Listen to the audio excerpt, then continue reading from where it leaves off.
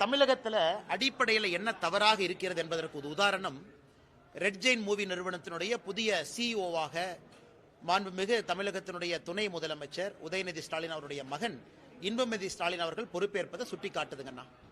இன்னைக்கு பத்திரிகை துறையில் நீங்க நின்றுட்டு இருக்கிறீங்கண்ணா.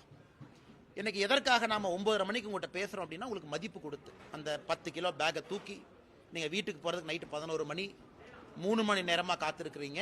ஏன்னா நீங்க சம்பாதிக்கக்கூடிய 20,000 30,000 40,000 உழைத்து சம்பாதிக்கிறீங்க. ஆனா ஒரு குடும்பத்தில் எதையும் செய்யாம பையன் ஃபுட்பாலுக்காக ஸ்பெயினுக்கு அனுப்பணும், அங்க போய் ஃபுட்பால் விளையாண்டாரு. அரசியலுக்கு 3 பேரும் சொன்னதுதான், ஸ்டாலின் ஐயாவும் சொன்னது நான் அரசியலுக்கு வரமாட்டேன், உதயநிதி சொன்னது அரசியலுக்கு வரமாட்டேன், உதயநிதி அவங்க எனக்கு இன்பநிதி அவங்க சம்பந்தமே இல்லைன்னு சொன்னவங்கள. இந்த நிறுவனமே ஒரு குளறுபடி இருக்கக்கூடிய நிறுவனம். இந்த நிறுவனத்தை பொறுத்தவரை பணம் எப்படி வருது, பணம் எப்படி போகுதுன்னு யாருக்குமே தெரியாது. இடி பிரச்சனையில, சிபிஐ பிரச்சனையில, இன்கம் டாக்ஸ் பிரச்சனையில் இருக்கக்கூடிய ரெட் ஜெயின் நிறுவனம்